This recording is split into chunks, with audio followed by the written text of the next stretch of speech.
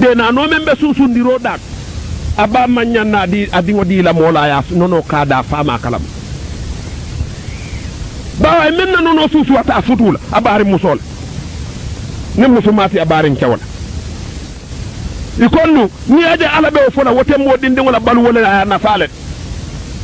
nde munekela itata wulolu nim balu nim falolu biti nyokan nin solu nin sajiolu jatolu nin sulolu nyi nono be jakati ko jalu fu katat akoy nyine ke nono jaronte fi kulli wahidin alal wiya ya nyimbe ke poto kono ya tinkay ko ina aturila ya fole sunjolu dede ko susundiro fasara baytulo tun kamen fo ndefani ya fole bir ya nyinde de la kurat nyin natan kam musu kilintelu kon da hata namsi namso nyasot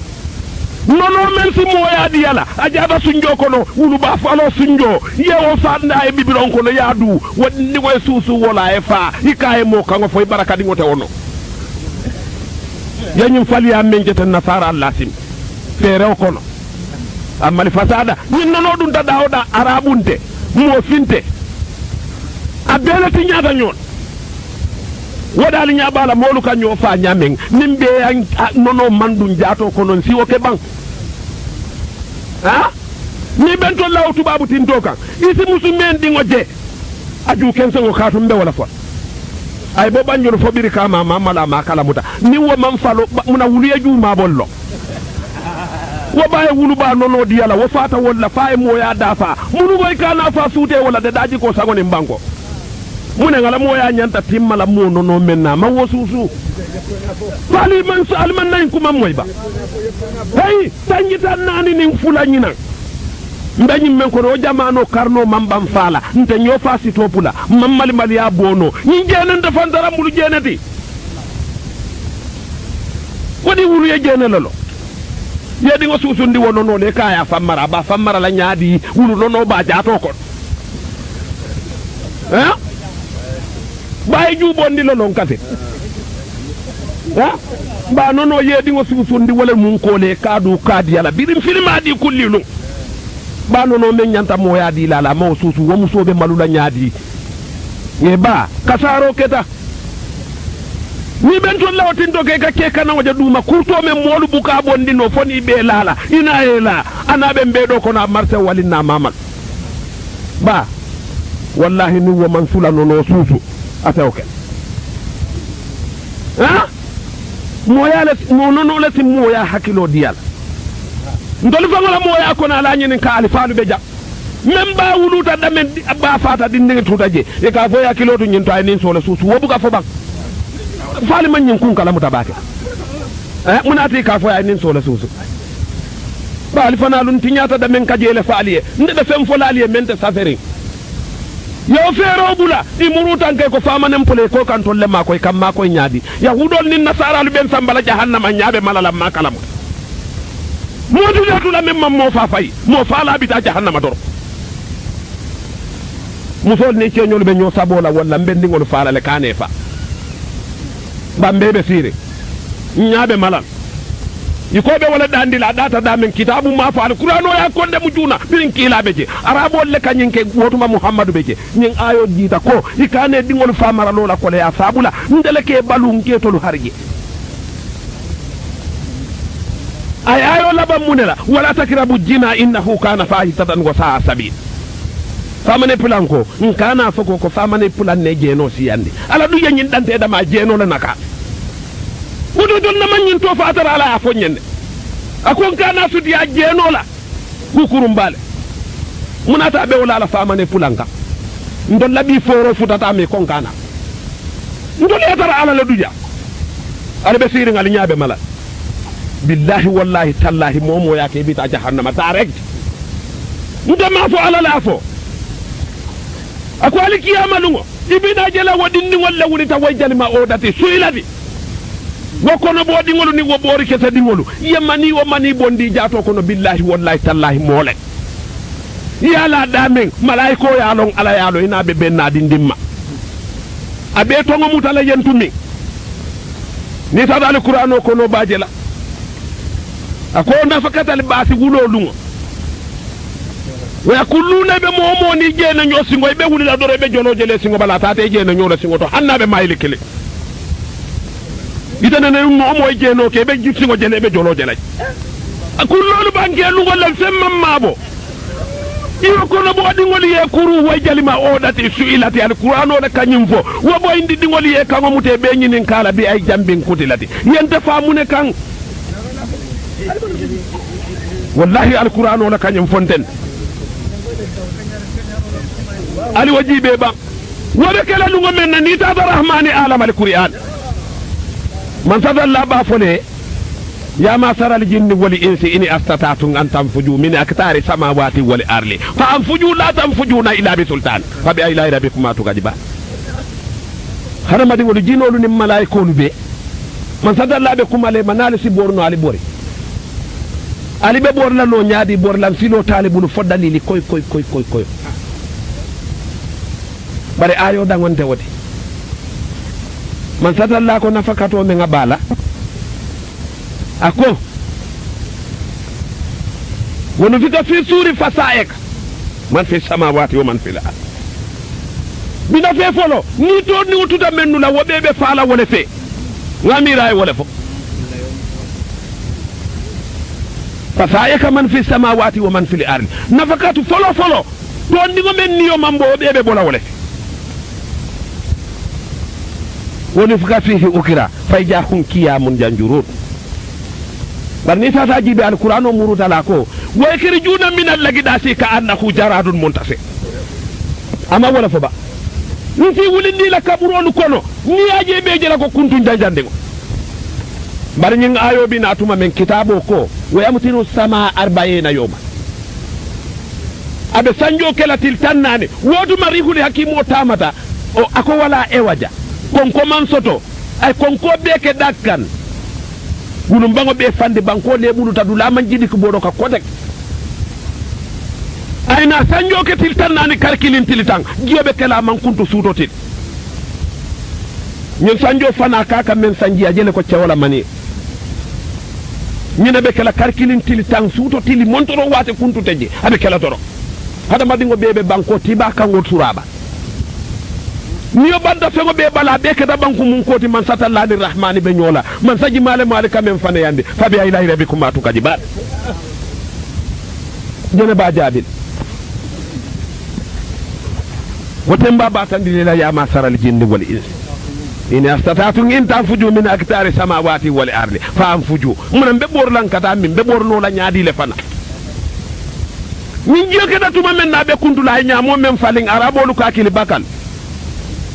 ñiñamo falintale fa futata sangoma carrément atele dibita fula ñantangon atele diata essence wote mole man satalla ka fo yakrijuna min allagidasi ka annahu jaradun muntasir ay hada madingo be bondala kaburo kono wonyamole kono bebe siring fonkan ñoni ji kango mem ko mo buka mo ñininka way sibuli walidu ikade na noje mem boyta ko koy ki jafaro dolu kijote da foy sundugo botane da ko ne nyaato nyi waya cinga ko be ban jomolo ka mo fa duniyale alkiyama jomoli buka mo fa ako nyaadi innal ladina fasaku fama wa nar kullama aradu an yakriju minha uidu fiha ako nyaadi wolunna yomal jamoti mo labangolu nim mo fololu be nyoje labbe go mento kayrate je biri yingata tumamen ni dala rahmana murutana wa rasul alaykum aswajum minan nari wa nuhasun fala tantasirani fa bi ilahi rabbikum atukajiba akabe dimba malo kile kanga ne sisiyo dimba mala jenemu hey nyamo ya dimba du wala law dandan donna ay sango muta kirti do kuma dara madi go be wulta ala ma fo moy alinga ta konti bola jan dimbale benno man be boro ntata nje sama be rato konto be bola dame adama simira ni walu nada si adama do moroke si se dundungo fa ya busi aya wuti ya koy ya ku safuno la fa koy ta e jangu ay manotu ay fato babala ay nyin tabi ay fa ay adama dame ngala kurata be mira lambe ala soki la sokir nyaajena wala kari karamuna bani adam alay adama bunya la kurata adama ma fambunya وسكر لكم البحر لتخرجوا منها حلية تلبسونها وترى الفلك مواخر لتبتغوا من فضله لعلكم والله من سيامو على التات هذا من يقول لك نيمبه كاي لا كورا nga jato to warta nyaaw nyaay be ngo takki damen atiyo ni nga yelo ni nga nyaamo na yelo akabe minyol adama le kawuti ay koya ya ko ay janko ataba ay foya do mota batandila ay ne mira ala soko me nga bake ya ala mata bay ndol ko man ta bay ala le be kulla bay la li jikita wala kon na ala nyoje usike kayrat setani lota ala nyatili mola lamul kasimo woro wala mamalu ala la kabe menkela hadama dingol akaye la aridanna nti murundi tebatul la ki wodanna nti si yesilo be kam motina lamuna anna nti kumandi ibatol la ki laban nti yele mandi fangola daro me yade de la kurata ifango sikata la kabo ila dari nyanya me ko mallafa ko hesalo man nambatu semmili ko hesalo man naba ali nyaba ha la li lan ngane filindi anyi lamul kasimo be la nyoka ngala baji bel man sata la fanana dala lamul kasimo la takan lamul an jahannama min kawman atibak ngamira wala fay mbe jahannama fandi letelale an yemenu dunye mbaroto mbe ni be sambala jahannama mbe sirin setani tanata mbe okela setani tanata mbe okela nko alale be kulla bayila wote hanyila eba ngo wallahi kasaratan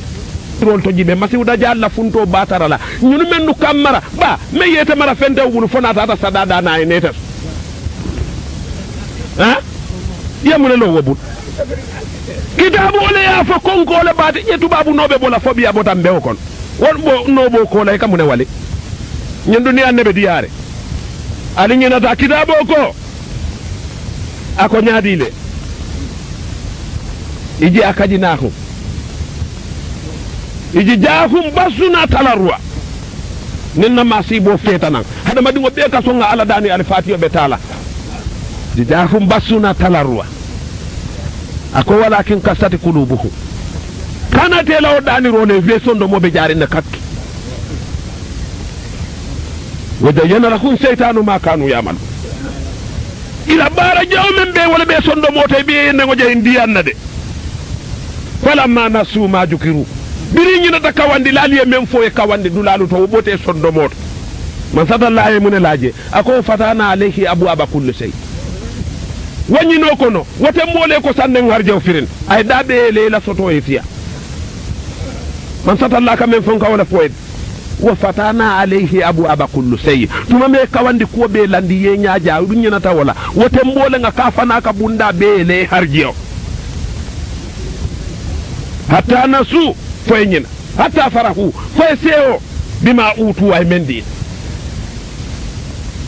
ako seo kono akadina khum bakitatan fayjahum mublisun alquran wala kanyum fot idala wonni do ko de fawbe sewori fanna ika foy wala ko nda bota jana man futa jane ko ya fa ila wonni no ko da malla fi fan ay kandade wosodo yeta nyonde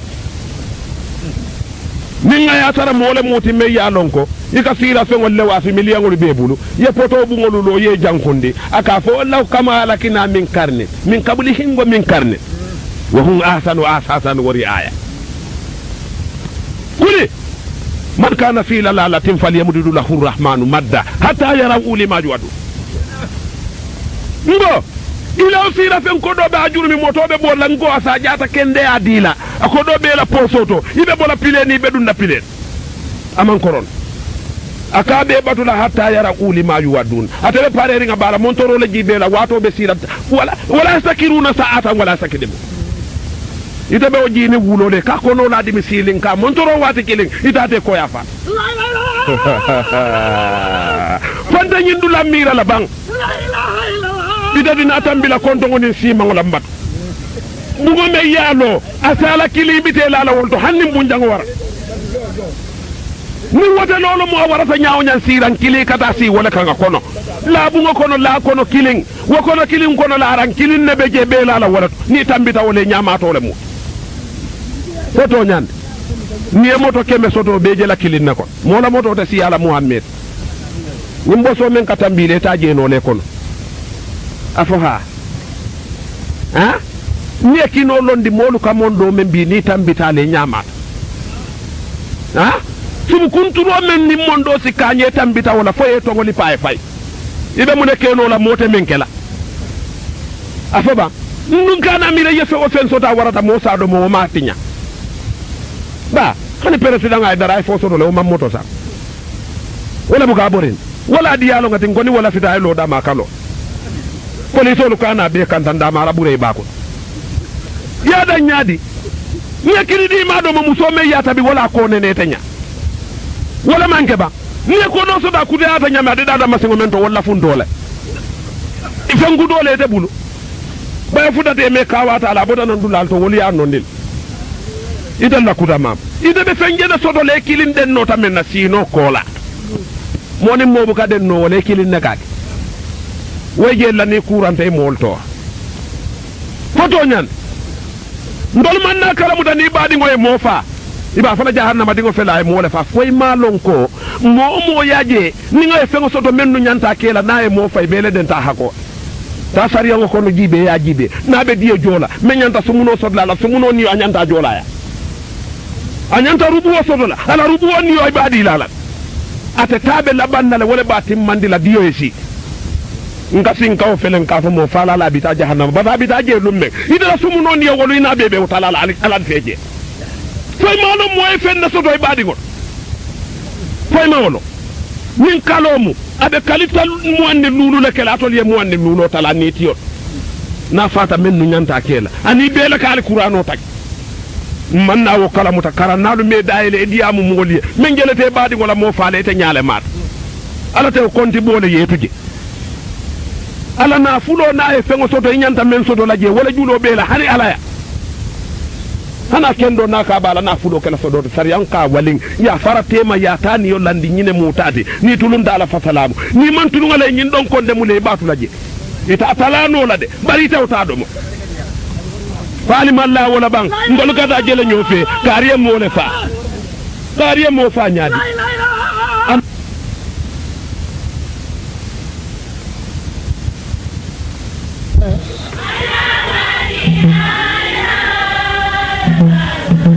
GRTS FM